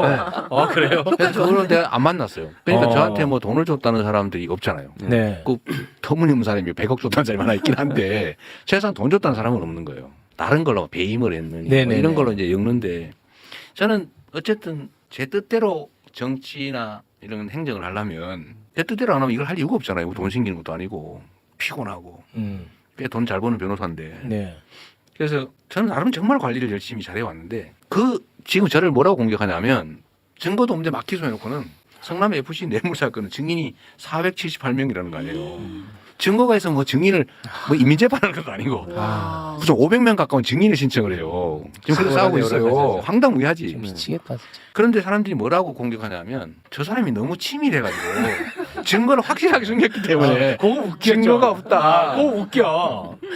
이렇게 지금 저를 공격하잖아요. 아, 그러니까. 악마다 저거 분명히. 맞습니다. 네. 저게 분명히 뿔을 어딘가 숨기고 맞아요. 있는데 너무 잘 숨겨서 안 네. 보인다. 지금 그러잖아요. 그러니 뭐 설명할 방법은 없네. 그 원래 마녀를 잡을 때 아. 물에 빠뜨려 보잖아요. 기어 나오면은 저게 마녀다. 보통 사람이면 못 나온다. 네. 죽었다 뭐 할 수 없지 뭐. 그 나오면 마녀라고 죽어버리고 빠뜨렸는데 죽으면 뭐 그만이고. 어차피 죽는 거야. 그게 마녀 사냥이거든요. 네. 지금 딱 그거 하고 있는 거예요. 아니. 최욱 씨가 네. 그만큼 쇠파를 겪으면서도 그 가짜뉴스 마녀사냥 그야말로 악마 이거 못 견디하더라고. 아니 네. 봐봐요. 아니 이재명에게 무죄를 줬다는 이유로 윤석열이 그 판사를 죽이려고 했어. 네. 이재명 주변인도 아니야. 그렇죠. 그러면 이 굉장히 안타까운 죽음이죠. 그럼 이런 사건을 맞이했을 때 진실 여부는 우리가 모르지만 최소한 야 검찰이 얼마나 이재명 주변을 괴롭혔으면 이렇게 할까라고 의심하는 게 자연스럽잖아요. 그렇죠. 원래는 그러니까 주변 사람을 털어서 뭐 돈을 받거나 뭐 이런 건 없으니까 네. 뭘 잘못했다는 말을 만들어야 되는데 그 말을 하라니까 안 하는 거예요. 근데 그 사람을 털어서 너 뭐 이거 많이 걸렸네. 지금 그런 사람 있잖아요. 아 뭐 많이 걸렸네. 이러면 원하는 대로 해주는 거예요. 그렇죠. 근데 그것도 못하는 사람들이 있는 거예요. 너무 무섭지 그렇게 너무 되면. 괴롭죠. 그럼요. 근데 지금 어느 정도로 하냐면 제 주변 사람을 터는 거를 넘어서서 그 사람이 타겟이 되면 그 사람을 털기 위해서 그 사람이 주변을 털어요. 아, 근데 이 사람이 또 말을 하면 이 사람이 주변을 털어요. 건너서 4단계 이상으로 털어요. 그럼 여기서 한 번씩 하면 넘어오다가 이 사람이 되려 억울하게 4번째 털린 사람이 이 사람 문제 있습니다라고 거짓말을 해주면 이 사람이 죽을 지경이 되는 거죠. 아. 그냥 미치는 거예요. 그래서 아니, 나는 이렇게 같이 방송하는 것도 너무 싫어 지금. 아, 내가 증언할 게 하나 있어. 아주 흔히 벌어지는 일 중에 하나일 거야. 내가 최근에 겪은 게 있어요. 결혼식장 피로연인데 좀 호화로운 자리였어. 테이블에 쫙 있고. 근데 어떻게 하다가 난 처음에 못 들었는데 김혜경 여사 78,000원 밥값 네. 기소 얘기가 나온 거야. 그래서 이제 뭐 얘기를 좀 하는 것 같다가 나도 이제 들은 거죠. 근데 그 중에 아주 고상하게 차린 부인 하나가 얘기를 하는 거야. 그게 말이야. 실제로는 1억 3천을 해먹었는데 검사하고 말 잘해갖고 7만 8천으로 깎은 거야. 그랬더니 좌중이 1억에서 7만 8천 원까지 깎아요? 그러니까 말도 안 되잖아. 근데 다들 동의해. 차림도 그렇고 다 웬만큼 사는 사람들이야. 아. 그러니까 한 사람이 확신을 갖고 말하는 거야. 아. 실제로는 1억 3천을 해먹었는데 검사하고 쓱싹 얘기해갖고 네. 7만 8천 원으로 깎아준 거래. 그렇겠지. 이게 그렇게 돌아가는 얘기 판세라고. 그럼 그 사람들이 대학 안 나오고 지능이 모자라냐? 아니야. 그게 다 아니야. 멀기만 해. 와. 그런데 그쪽으로 몰고 싶은 거야. 그게 무서워 나는. 왜? 민주당 것들은 빨갱이고 맞아요. 뭐 어려운 거고 뭐고 그 중에 또 대표적인 게 저 이재명 일가야. 그러니까 안 믿는데 믿고 싶어 하는 거 있지. 그러죠. 그렇게 몰아붙이는 계속 거죠. 예를 들면 이런 거예요. 자기들이 고발을 해. 수사받는 범죄자라고 그래. 자기가 고발해놓고. 국민이 그러잖아요. 네네. 자기들이 기소를 해. 네. 재판받는 범죄자. 맞아. 무죄 나오면 몰라. 아. 무죄 나오면 그때 몰라. 아니 대표님이 그래서 지금 기소된 건이 몇 건입니까? 15건쯤 돼요. 와. 아니 그거 어떻게 감당해요? 지금 법원 5군데서 재판을 하고 있는데 와 그거 어떻게 감당해? 죽을 지경이죠. 아 죽을 지경이에요. 돈도 많이 들고 시간도 많이 와 이거 어떻게 들이고 해? 스트레스도 쌓이고. 심지어 그 총선 때 당 대표인데도 재판을 받았어야 돼. 그렇죠. 이 말이 되는 나라냐고. 선거 기간 중에 제가 5번인가 재판 갔던 아. 거예요. 근데 제가 봤을 때 이렇게까지 가혹하게 언론도 검찰도 이렇게까지 했던 정치인이 있을까 싶은데 그렇게까지 하는 건 이 대표님의 그동안의 성향상 불도저처럼 개혁이나 이런 것들을 제가 되면 다 이뤄낼 거야라는 생각 때문에 이렇게 가혹하게 하는 겁니까? 아니면 그런 거겠죠. 또 가혹한 것 제가 같아요. 이 소위 기득권하고 원수를 사게 된 게 그 파크뷰 특혜 분양 사건입니다. 아. 그게 첫 출발이죠. 어. 그 폭로했다가 그게 음. 전부 다 그때 똑같아요. 검찰, 경제, 그 소위 돈 많은 네. 그 투기꾼들, 그 다음에 정치인, 행정 그룹, 요 네 그룹이 모여가지고 해먹은 건데 대장동도 똑같아요. 여기도 또 검찰, 아. 재벌, 그다음에 행정 권력, 정치 그룹 이 딱 뭉쳐가 있는 거예요. 똑같아요. 모든 이 나라의 비리, 이 돈 버는 방법은 다 그런 건데 그거를 제가 계속 평생 건드는 거예요. 얼마나 욕겠어요. 이 모두가 저를 이제 타겟으로. 그래서 저는 거기서 살아남아서 그거를 좀 정리하고 좀 정상적인 세상 만드는 게 내 꿈인데 아. 그럼 얼마나 많은 사람이 행복하게 살겠어요. 아 그래서 지난 그러니까 계속 부딪힐 수밖에 없어요. 그러니까 지난 대선은 진짜 영화 같은 대선이었어요. 왜냐하면 대장동 대선이었잖아요. 네. 그런데 처음에는 다 이재명이 대장동 범인인 줄 알았어. 근데 들여다볼수록 아니야. 윤석열이 나오는 거야. 아니 진짜 이건 너무 영화 같잖아. 부산저축은행 수사무마. 네. 그것도 박영수 나와. 박영수 나와. 와. 다 국민의힘 사람들이죠. 그러니까 저는 근데 이거 할 때마다 되게 억울하거든요. 내일도 아닌데. 근데 저보다는 좀 덜 억울해하는 것 같아가지고. 이게 더 웃기는 거는 우리가 특검하자 그랬는데 네. 맞아요. 그쪽이 특검을 안 하면서 특검은 거부한 자 그 범인이라고 현수막 붙이잖아요. 왜 그래? 아니 그 진짜. 토론할 때 네. 그 이재명 후보가 바로 제안을 했습니다. 윤석열 후보에게 어느 쪽이 이기든 누가 어떤 대통령이 거야. 되더라도 네. 맞아. 아 이거는 이제 우리가 진실을 밝히자. 답을 안 해. 답을 안 해? 답하십시오. 5번 물어봤어요. 답을 안 했어 결국은. 근데 왜 뽑아준 거예요? 그런데 다 이재명이 수사를 피했다고 얘기를 해. 그러니까요. 대장동 제가 때문에 거부했다고. 졌잖아요. 아, 이게 정말 그러니까 아니 생각을 해보세요. 미치겠다. 나는. 대선 전부터 사실은 대표님에 대한 수사가 진행이 됐어요. 네, 거의 3년 이상 한 거예요. 네. 3년 이상 15개 건으로 기소를 했는데 나온 게 없어. 증거가 없다니까요. 물적 증거 있으면 하나만 가져와 보세요. 나온 게 있어. 뭐? 윤석열 수사 무망 의혹. 아 그렇지 그게 나왔지. 이재명 그왜 대표 그 관련해서 특검 안 하시는 거예요, 그거? 부산 저축은행. 말이야. 아, 50억 특검. 아 그러니까 이게 기소된 것들 보면 아, 허위 진술 증거조차도 없는 게 태반이야. 네. 물적 증거가는 당연히 없고 네.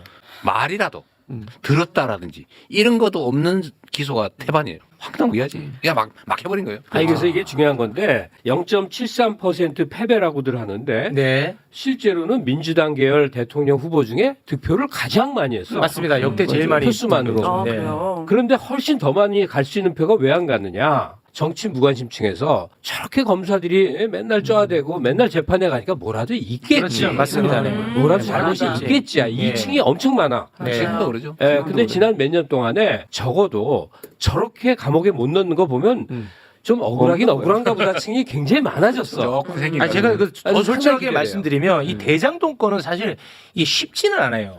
이 대장동 건 자체가. 그래서 저는 이재명 후보를 의심했어요. 저도. 안 먹었을 리가 있겠냐. 이 적금 이권 네. 사업에. 아니, 실제로 저 그랬습니다. 그러니까 저는 예단을 갖고 이제 공부를 하기 시작한 거예요. 이 근데 굉장히 좀 어려운 건이잖아요, 사실. 네. 공부를 해보니까 이거 뭐 아니잖아. 윤석열 튀어나오잖아. 근데 윤석열이. 대통령 됐잖아. 됐잖아. 지금 특검 예를 들면 취임한 후에도 우리가 대장동 특검을 했는데 거부했잖아요. 그렇죠. 네. 맞아요. 본인이 거부했잖아요. 네, 본인이 거부했어요. 했잖아. 거기. 황당하죠. 지금이라도 해야 되는데. 자, 굉장히 뭐 슬프고 힘든 이야기를 좀 했는데 네. 그나마도 이제 좀 밝은 이야기가 아, 그런 게 있어요? 있죠. 2024년 4월 10일 총선 압승. 총선. 아. 이거는 그래도 굉장히 그 밝은 뉴스고 그리고 돌이켜 보니까 이 날이 얼마나 중요한 맞아요. 날이었는지 정말 국민께 감사하다. 맞습니다. 네. 이때 이런 결과 안 나왔어. 보십시오. 끔찍합니다. 끔찍하죠. 끔찍해. 네. 네. 깊은 이야기는 뭐 요 정도로만 하겠습니다. 아, 예, 네, 그 얘기 좀 해봐야 돼요. 그게 너무- 결과는 그런데 네. 결과는 그런데 그 과정은 정말 힘들었어요. 너무 많이 흔들어 놔가지고 아.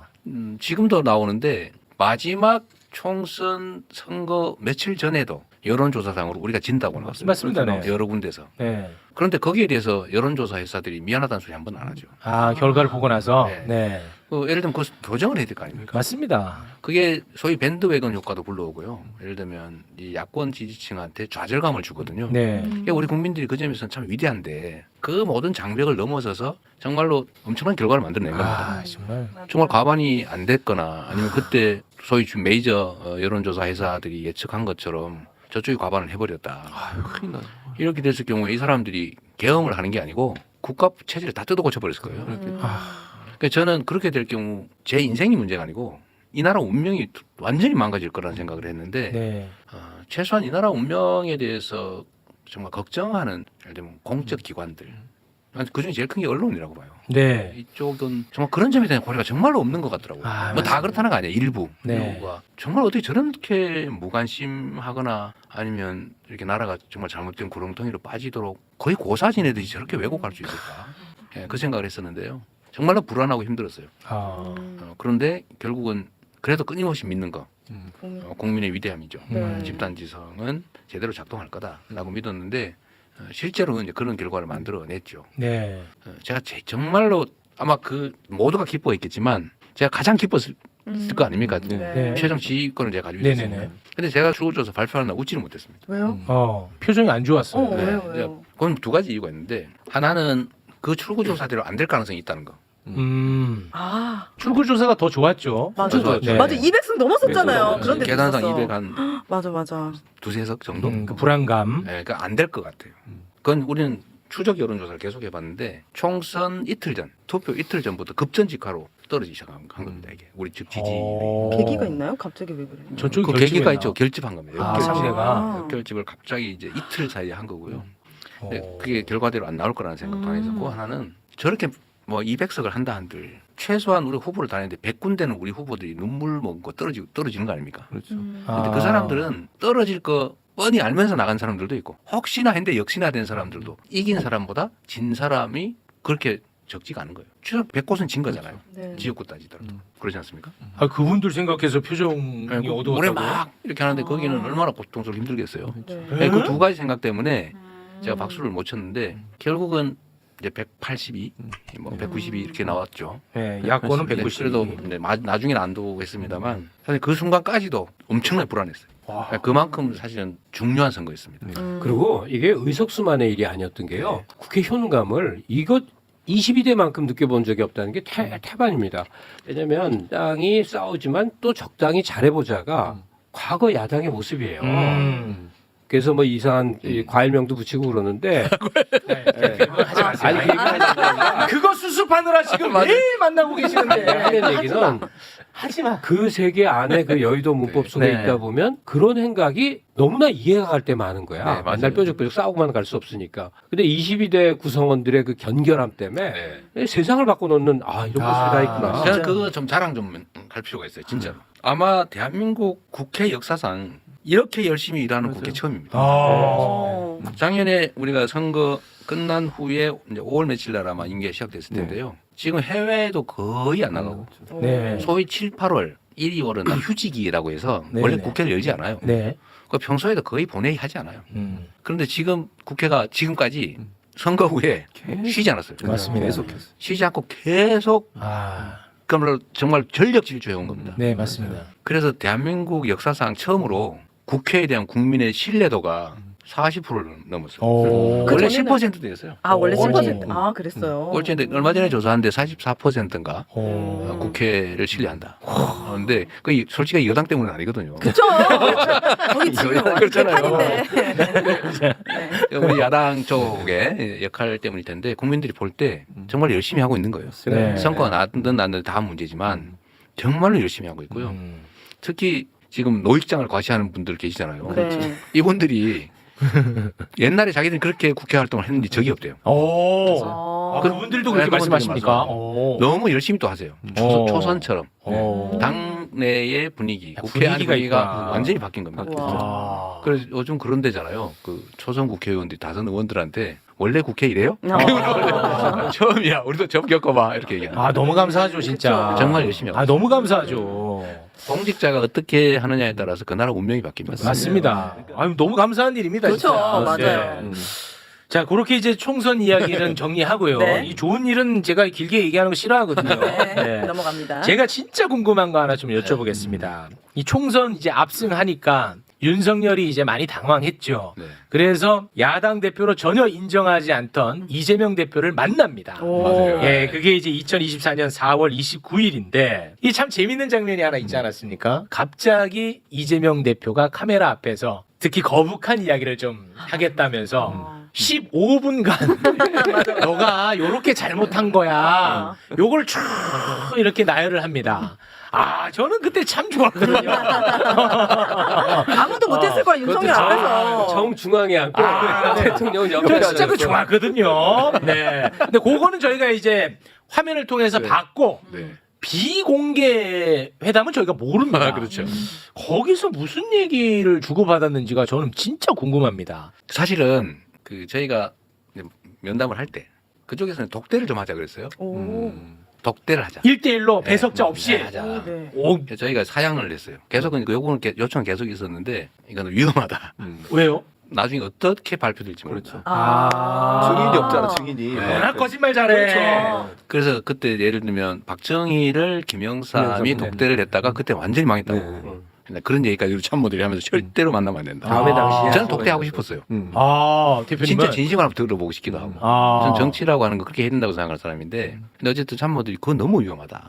그래서 결국 안 했어요. 안 했고. 근데 우리는 국민을 상대로 뭔가 할 얘기를 해야 되잖아요. 네. 그래서 저는 이 준비를 해갔는데 카메라를 싹 치우려고 그러잖아요. 그래서 불러가지고 어떻게 하시라고. 또 기회가 없을 것 같아서. 그래서 준비 미리. 그렇게 될 줄 알았으니까. 네. 준비해서 이건 꼭 얘기해야 되겠다. 네. 얘기를 했는데 그러고 난 다음에 이제 비공개 이제 회의를 하게 됐죠. 네. 그건도 우리 참모 2명 저쪽 참모 2명 저쪽이 또 기록하는 사람 이렇게 해서 한 7명 정도 이렇게 얘기를 했어요. 얘기를 했는데 하여튼 제가 뭐 말씀드릴 기회는 별로 없었습니다. 그래서 조금은 했어요. 제가 주제를 좀 바꿔드렸죠. 근데 뭐 무슨 말씀을 하시면 길게 말씀하시더라고요. 이어서 이렇게 말씀을 하셔서 두서 없어요. 제가 그래서 그건 그렇고 요 얘기는 좀 한번 또 해봅시다 이렇게 주제를 좀 바꿔서 조금은 얘기를 했죠. 뭐 그 내밀한 이야기는 없었습니까? 기억에 남는 게 하나도 없어요. 아, 기억에 남는 게 없었어요. 하나만 한 얘기했나 보네. 그건 모르겠고 하여튼 기억에 남는 게 별로 없어요. 아, 그랬나요? 자, 시간이 좀 많이 흘러서 네. 바로 이제 그 12월 3일 비상계엄으로 좀 들어가 보겠습니다. 근데 뭐 지금 다 드러났죠. 윤석열이가 영구 집권 하려고 했던 거잖아요. 끔찍합니다. 영구 군정을 하려고 했죠. 영구 군정. 군정을 하려고 했죠. 아, 인정. 군인에 의한 통치를 하려고 했죠. 진짜 끔찍한 일이 기적에 기적이 더해지고 맞습니다. 우연에 우연이 더해지고 그리고 국회의원들 대표님 시민들이 하나가 돼서 이거를 막아낸 거 아니겠습니까? 그렇죠. 아, 개엄 다음 날 위대한 역사입니다. 위대한 역사입니다, 진짜. 매부쇼 실시간 동접자가 105만 명이었어요. 아, 다음 날 그랬잖아요. 네, 진짜 맞습니다. 너무 105만 많은 국민들이 너무 놀라가지고 맞아요, 매부쇼로 맞아요. 쫓아오고. 맞아.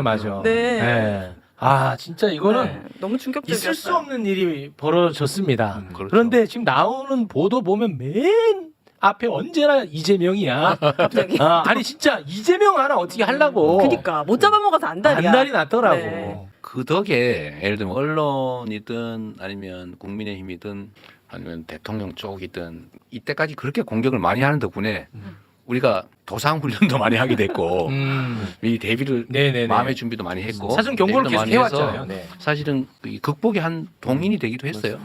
그래서 이 문제도 일단 계엄은 선포됐고 믿지 않았지만 할 수 있는 일은 최대한 단시간 내에 계엄 해제를 위해서 국회가 의결을 하는 거고 안 되더라도 모여서 싸워야 되고 피한다고 체포를 면하거나 할 수 있는 게 아니니까. 그래서 저희가 가면서 어쨌든 뭐 전화도 하고 뭐 등등 이런 네. 조치하고 방송하고 해서 대응을 했는데 정말로 우리 최욱 선생이 이야기한 것처럼 개개의 요인으로 따져보면 정말로 우연이 겹쳐서 이 거대한 역사를 만든 거죠. 네. 그러나 전체로 보면 결국 저는 이 내란 사태는 국민의 저력에 의해서 극복됐을 것이다. 다만 얼만큼 시간이 걸렸을까? 얼마나 많은 피를 흘렸을까? 아우.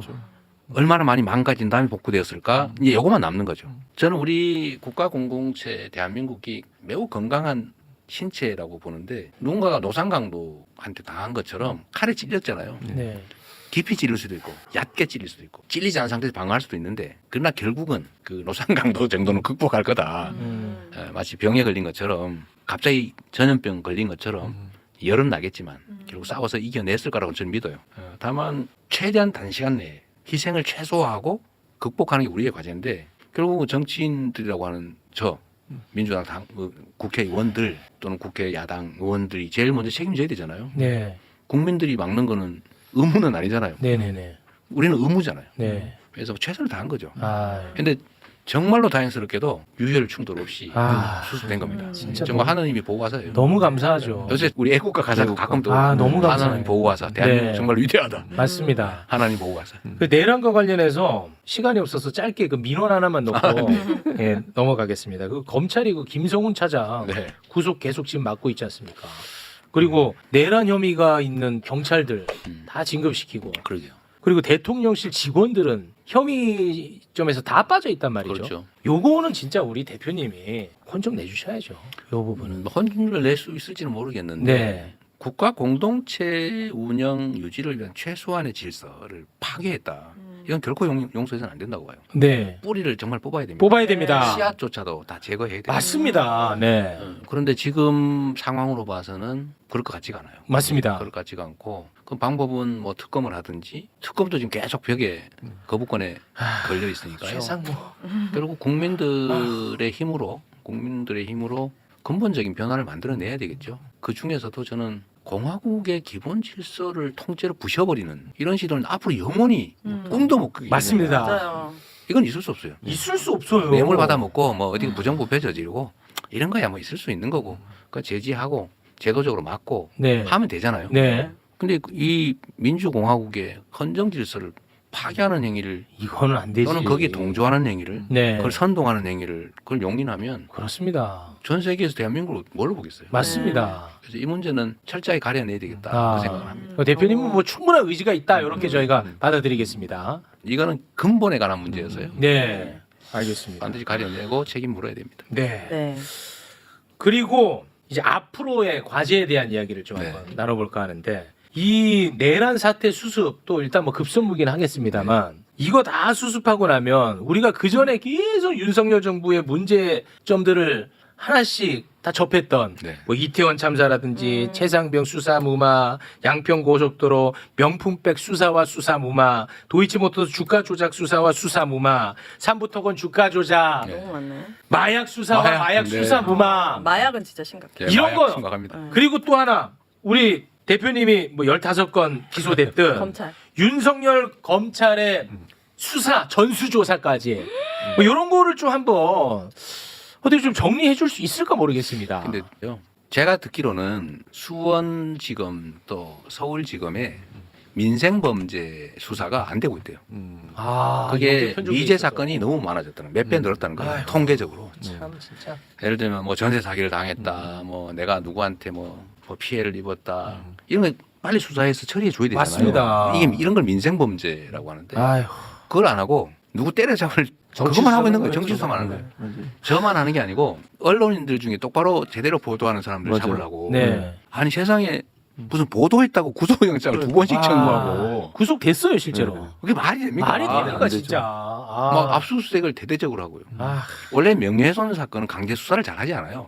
더군다나 대통령의 명예를 훼손했다고 아. 특수수사단을 꾸려가지고 그 압수수색에다가 막 구속영장 청구하고 이게 말이 되나요? 아. 근데 그런 거 하잖아요. 네. 어쨌든 그런 점들을 한번 정리를 해야죠. 맞습니다. 저만의 문제가 아니고 지금 언론인들 당한 게 너무 많거든요. 맞습니다. 그래서 언론인들을 입을 통째로 틀어 막아버리려고 했던 거예요. 네. 그건 말이 안 되죠. 이게 그것도 역시 민주주의의 토대라고 할 수 있는 표현의 자유, 언론 출판의 자유를 통째로 망가뜨리려고 했던 겁니다. 네. 상당 정도 망가뜨려졌죠. 그렇습니다. 보도하기 무섭잖아요. 네. 말하는 거 무섭잖아요. 무섭죠. 자기 검열을 하게 됐거든요. 맞습니다. 혹시 내가 이 말했다가 어떻게 되는 거 아닐까? 이거 심각합니다. 네. 그래서 이런 점은 한 번씩은 정리해야 되겠죠.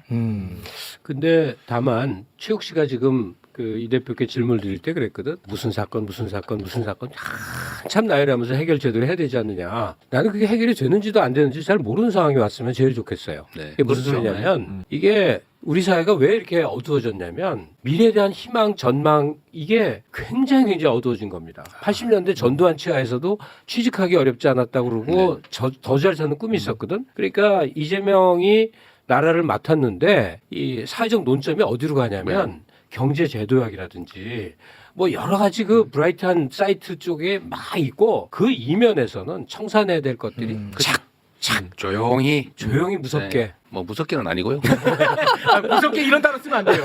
네. 기본적으로. 네. 그러니까 말씀 법대로 절차대로. 김갑수 선생님께서 말씀하신 것처럼 누군가 우리 공동체 안에서 뭘 어겼어요. 그걸 막 이잡듯이 잡아가지고 하는 게 중요하지 않아요.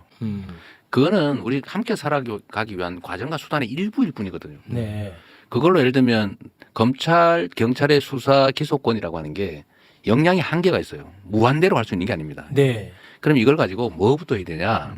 아까 말씀드린 대로 국민들이 국가를 믿고 법을 믿고 살 수 있도록 네. 소위 민생 치안 이런 데 집중해 줘야 됩니다. 네. 근데 그거 놔두고 누구 잡으러 쫓아다니고 누구 복수하려고 막 없는 거 아, 그런 건 안 되죠. 이런 거 하면 안 되잖아요. 네. 그런 걸 하지 말아야 된다. 두 번째로는 우리가 국가가 가진 역량으로 지금 먹고 살기도 어려 죽겠는데 미래가 불확실해가지고 아이도 낳지 않은 세상이 돼버렸는데 여기에 대해서 우리가 새로운 희망을 만들어줘야 되잖아요. 아, 맞습니다. 우리의 자녀들은 나보다 더 나은 삶을 살게 될 거야. 이런 희망이 있어야 되잖아요. 맞습니다. 그래서 저는 인공지능 시대가 새롭게 도래하는데 그거를 새로운 희망의 전기를 좀 만들자. 작게라도. 만들 수 있거든요. 또는 전 세계가 대한민국 소위 문화에 심취해 있잖아요. 얼마나 큰 기회입니까? 네. 이 강력한 소프트 파워거든요. 이거 잘 키워가지고. 예를 들면 우리나라가 전 세계에서 대외 원조를 가장 많이 하는 쪽으로 급상승하고 있어요. 대외 원조. 미국은 지금 없애버린다잖아요. 네. 예를 들면 이게 연간 제가 볼 때 6조 8천억인가 된대요. 연간 네. 해외 원조가. 어. 근데 그런 것들을 예를 들면 문화 산업이라든지 아니면 외교 문제에 좀 연관을 지어서 기업들이 문화를 기반으로 대한민국을 알리고 문화 산업을 그 나라에 좀 진출하게 하는 좀 계기를 쓸 수 있잖아요. 그런 걸 하면 되겠는데요. 한국어 배우는 사람들이 늘어난대. 네. 그래서 한국어 배우는 앱 이런 것도 수출이 된답니다. 예를 들면 아주 작게 보면 이런 것들이 쌓으면 큰 재산 되거든요. 네. 그럼 희망이 생기잖아요. 그렇죠.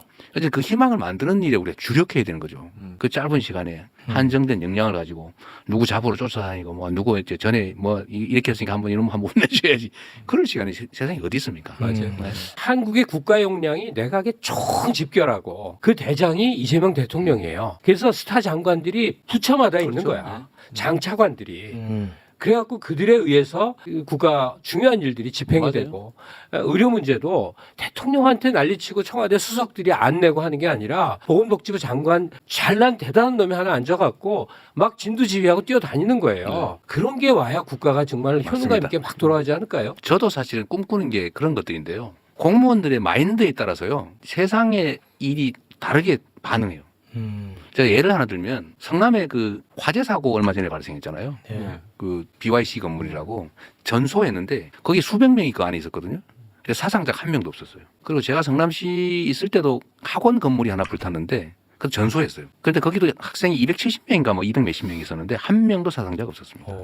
근데 보통 화재사가 대규모로 화재 사고가 발생하면 사상자가 생기거든요. 근데 왜 없냐면 사실은 이유가 있어요. 제가 그때 시장을 하면서 집합 건물에 방화문 네. 안 닫히는 걸 전부 단속을 했어요. 아, 그 점검을 하셨어요. 점검을 싸게 해서 전부 다 자동으로 닫혀야 되거든요. 아. 근데 보통 이 말발굽 해가지고 아, 열어놓고 네네네네. 스프링 다 고장나고 아. 막 계단에 뭐 쌓아놓고 막 이러거든요. 네네. 그걸 제가 다 단속을 했을 뿐만 아니라 신고하면 포상제도까지 만들었어요. 오. 그러니까 한번 걸리면 보통 벌금이 한 과태료가 150만 원, 300만 원 이런데 아. 그래서 성남에 전역을 그걸 했는데 실제 그게 작동한 겁니다. 아. 스프링클러 제대로 작동하고 방화문만 제대로 닫혀도 화재가 발생하면 다 탈출이 가능해요. 불 나는 거는 진압은 쉽지 않은데 탈출은 인명피해는 줄일 수 있다고요. 네. 그러니까 실제로 그 대규모 화재가 발생하는데도 인명피해가 없는 거는 저는 대놓고 얘기는 안 하지만 저는 그 얘기 들을 때마다 난 뿌듯한 게 있어요. 공무원 한 사람이 신경 써서 제대로만 하면 그 사람이 관할한 모든 영역이 확 바뀝니다. 그렇죠. 맞아요. 대통령이 제대로 신경 쓰고 공무원들한테 아까 김갑수 선생님이 말씀하신 것처럼 아유. 열심히 창의적으로 하고 권한도 주고 책임도 묻고 잘하면 상 주고 잘못하면 질책하고 예를 들어 교체하고 이러면요 살아 움직여요. 공직 사회가 살아 있으면 세상이 전혀 다르게 반응합니다. 근데 지금은 아무것도 안 해요. 그렇죠. 네. 완전히 요새 복지부동이 아니고 낙지부동이라 그러더라고. 아. 착 붙어 떨어지잖아. 딱 붙어가지고 이렇게 공직 사회가 스톱이 돼버리면 그 사회가 완전히 멈춰버립니다. 피가 안 도는 것 같아지는 거예요. 그래서 저는 그런 세상을 좀 만들고 싶은 건데 좋은 사람 쓰고. 그러니까 그러면 예를 들어 우리가 집권을 한다고 했을 때 그 다음에 보복하다가 그 다음에 바뀌면 또 어떻게 되겠어요? 더 크게 하겠죠. 네.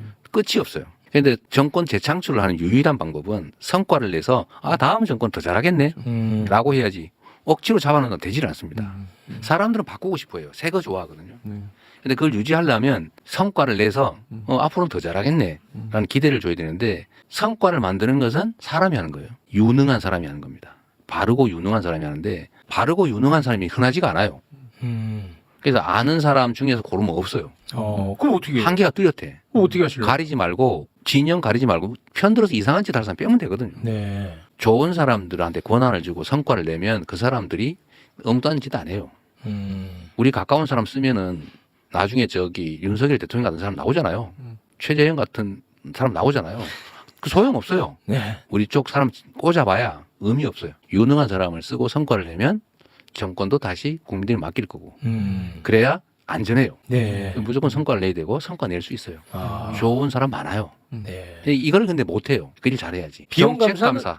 예? 일반 직무 감사는 괜찮은데 정책 감사를 해서 너 왜 그런 결정을 했어? 그러니까. 이렇게 물어보면 안 된다는 거예요. 그러니까 일을 할 수가 없다는 거야. 아무것도 안 하는 게 가장 좋대. 안전하죠. 그러니까 비용 감사는 좋다는 거야. 돈 제대로 썼는지. 근데 추상적으로 이 일의 결정, 선택, 속도에 대해서 이게 태클을 걸고 나오니까 공직사회들이 웬만하면 뭘 하지 않아야 승진한다는 구조가 만들어지니까 이게 멈춰 있는 거예요. 이 공직사회가. 정부가 저지른 잘못, 거의 범죄에 가까운 여러 가지가 있는데 그중에 심각한 게 이 소위 정책 감사를 악용한 거예요. 이 사람들이 너 옛날에 왜 이렇게 결정했어? 근데 그때 당시는 미래를 알 수가 없잖아요. 그렇죠. 이런 판단 저런 판단할 수 있는데 잘 되면 가만놔두고 잘못되면 왜 했어? 이렇게 물어보니까 아무것도 못하지. 공무원들로 하여금 전지전능하기를 요구하는 거예요. 그러니까 아무것도 안 해버리죠. 이렇게 하면 안 되고 하여튼 그 한편도 이런 것도 있어요. 우리가 공무원들 관료들 욕 많이 하거든요. 네. 근데 관료들 욕하면 안 돼요. 관료들은 원래 그래요. 시키지 않으면 자기 이익 따라 가게 돼 있어요. 이게 관료는 엄청난 힘이 있습니다. 왜냐하면 국민이 맡긴 권력을 다 위임을 해가지고 장관에게, 국장에게, 차관에게 뭐 다 위임돼 있어요. 그 권한을 가지고 이제 움직이는데 지휘를 하지 않으면 방향을 정해주고 신상필벌을 하지 않으면 자기 마음대로 자기 이익되게 움직이게 돼 있어요. 뭐 당연한 겁니다. 그리고 지휘관의 문제예요. 관료들은 훈련돼 있어서 시키는 대로 하게 돼 있어요. 방향을 정해지면 그 방향으로 가요. 예를 들면 이 민주주의 사회의 선거 제도는 그런 거예요. 몸은 있어요. 관료라고 하는 조직이 있는데 머리를 수시로 바꾸는 겁니다. 예를 들어 헤드를 바꾸기는 거죠. 근데 이게 헤드가 빨간색인데 국민은 빨간색을 선택했어요. 근데 몸이 녹색이에요. 그럼 녹색을 빨간색으로 싹 바꿔가야 되잖아요. 네. 근데 능력이 없으면 이 빨간색이 녹색에 오염이 돼가지고 먹혀.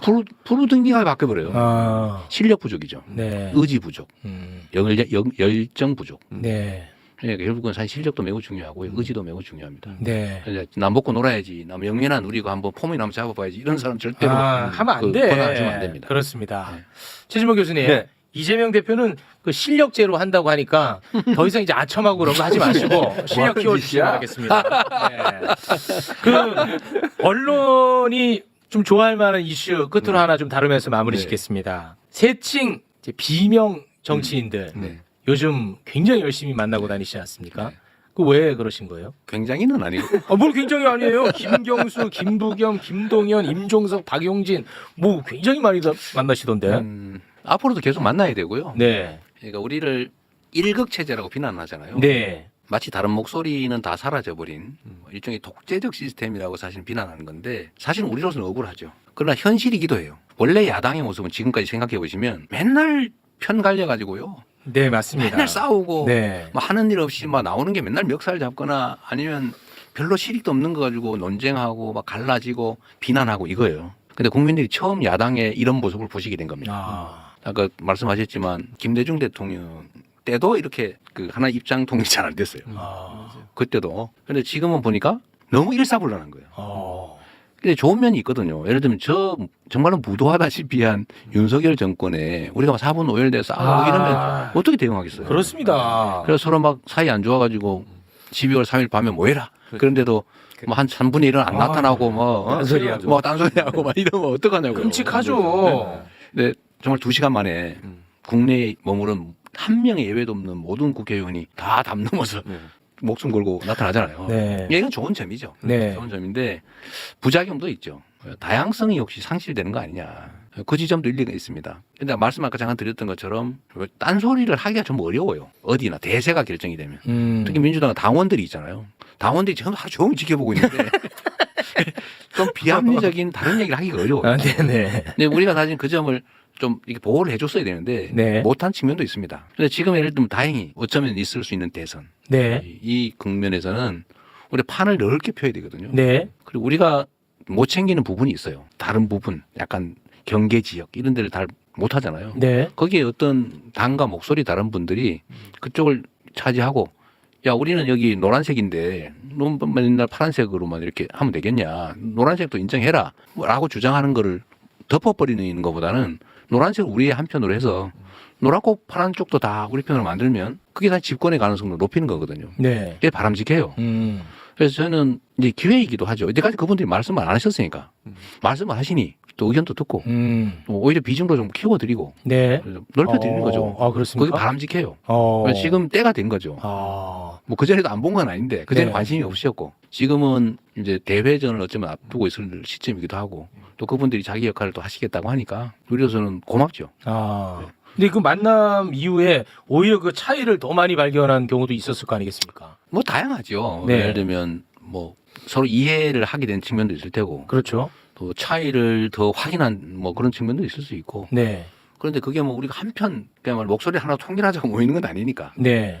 입장이 뭔지 서로 확인하고 또 가능하면 그분들의 역할도 도움이 되기 때문에 당 전체로는 네. 그분들에게 역할도 좀 찾아드리고 그분들도 뭘 하자고 하시는지 의견도 들어보고 좋은 기회이기도 하죠. 그럼 만나가지고 뭐 빈정 상하거나 그런 일은 없었어요? 왜 없겠어요? 있어요? 그거 당연히 이거 하나 나왔네. 이거 하나 나왔어. 인간적인 모습으로 처음 나왔습니다. 없으면 이상하지요.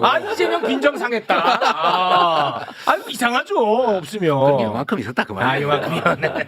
대체적으로는 오랫동안 서로 거심탄회하게 얘기를 안 해봤기 때문에 네. 약간 곡해나 오해들이 좀 있어요. 예를 들면 우리 최우 선생이 저 이재명 대표는 보니까 고집스러운데다가 남의 말 절대 안 들을 것 같고 그런 네. 생각 있잖아요. 예. 근데 아마 우리 술 한 잔이라도 해보고 그러면 좀 바뀔 거예요. 아, 사적으로 안 만납니다. 저희 엄마가 걱정이에요. 네. 오염될까 봐. 예. 자, 오늘 그 엄청나게 길게 녹화를 했는데 제가 말을 너무 많이 해서 그런 거 아니에요. 게스트인데도 네. 진행자 최욱 씨를 오늘 정말 칭찬하고 싶은 게 보통은 재미 위주로 가잖아요. 근데 오늘 전혀 그렇지 않았어요. 아니 이게 재밌는 상황이 아닙니다 네, 지금. 매불쇼를 네. 애청하는 분들에게 네. 이 대표와 함께 앞으로 함께할 시기에 진지한 비전을 얘기한 거거든요. 아, 그렇습니다. 상당히 보람 있었습니다. 아니 그 지금 대한민국 굉장히 위태롭잖아요. 이 상황을 어떻게 극복할 것이냐, 앞으로 어떻게 나아갈 것이냐 그런 얘기를 매우 솔직히 1분이 그냥 1분이 아니지 않습니까? 굉장히 그 귀한 분 모셨는데 감사합니다. 예, 뭐 이렇게 좀 시답지 않은 얘기 할 수 없을 것 같아가지고 오늘 저는 개인적으로 굉장히 좋았습니다. 네. 오늘 대표님 끝으로 하실 말씀 있으시면 한 말씀 하시면서 마무리 짓겠습니다. 대한민국은 정말로 위대한 나라입니다. 음. 그리고 그 속에 대한민국 국민들이 정말로 위대한 국민들이에요. 네. 전 세계 역사를 통틀어서요. 현실 권력을 정말로 피 한 방울 흘리지 않고 유리창 하나 깨지 않고 주먹잡이 한 번 안 하고 정말 이 평화적인 방법으로 이 소위 혁명을 완수한 예가 없어요. 아, 근데 우리는 두 번째 하고 있는 중입니다. 맞습니다. 정말로 위대한 사람들이에요. 네. 그래서 제가 12월 3일 그 내란의 밤 예를 들면 그 군사 쿠데타를 저지하는 그 과정 그리고 12월 14일에 탄핵 의결을 만들어낸 것도 국민들이 만들어낸 거잖아요. 아, 그 엄청난 에너지, 국민의 열정, 그다음 민주적 소양 이런 것들이 대한민국을 지금까지도 엄청난 새로운 역사를 세계사에서 새로운 역사를 써왔지만 앞으로도 정말로 새로운 큰 역사를 만들어 나갈 겁니다. 네. 저는 우리 국민들의 그 위대함을 언제나 믿거든요. 다만 정치가 문제죠. 언제나 얘기한 것처럼. 근데 이번에 정말 기회가 만들어지고 있는 중입니다. 이런 사소한 반동적 뭐 책동이라 할까? 반동적인 시도들을 용납하지 않아요. 정말 제정신이 아닌 사람들이 그 역사의 그 도도한 흐름에 한번 저항해 본 거예요. 당랑거철처럼. 근데 어차피 이제 맞닥뜨린 상황인데 기왕이면 새로운 기회로 만들어야죠. 저는 이게 전 세계에서 대한민국 군사 쿠데타를 세계 10대 경제 강국에서 뭐 군정을 하려고 쿠데타를 했어? 정말 웃기죠. 그러나 반면으로 저거를 피 한 방울 흘리지 않고 국민들이 응원봉을 들고 저걸 이겨낸단 말이야. 저는 민주주의의 새로운 역사를 쓰고 있다고 봐요. 대한민국 민주주의가 아니라 세계 민주주의 역사에. 그래서 이 민주주의의 모범적 사례들을 저는 전 세계에 우리가 수출하게 될 거라고 봐요. 엄청난 힘으로 파급될 거예요. 그게 우리의 힘이죠. 대한민국은 민주주의 아마 메카가 될 겁니다. 네. 또 문화의 메카가 되겠죠. 언젠가 민주주의 또는 문명, 새로운 문명, 새로운 문화의 발상지로 아마 순례를 다니는 나라가 되지 않을까 그런 생각을 하고요. 저는 그게 우리가 만들어야 될 대한민국의 새로운 모습이라고 생각하죠. 네. 그렇게 될 거라고 봅니다. 네. 그리고 알겠습니다. 그 중심에는 민주당과 민주당 대표이신 이재명 대표. 그거 안청하지 마세요. 아니 실제 그렇잖아요. 실력주의자입니다. 아니 그러니까 실력주의자인데. 실력 키우세요. 실력 있어요, 저. 왜 이러세요? 미국에서 교수했던 사람이야? 제가 그 실력 인정합니다. 네. 감사합니다. 알겠습니다. 아, 이재명 대표. 예전에 그 사이다 맛이 없어서 개인적으로 좀 아쉽습니다만, 그래도 굉장히 뭔가 좀 묵직하네요. 예, 예전에 이 끊어버려! 이런 캐릭터가 아니에요. 좀 아주 깜짝 놀랐습니다, 오늘. 네. 앞으로도 이 국난을 잘 극복해 주시길 부탁드리면서 오늘 여기서 마무리 짓도록 하겠습니다. 감사합니다. 함께 해주신 이재명 대표님, 그리고 두 분, 진심으로 고맙습니다. 감사합니다. 감사합니다.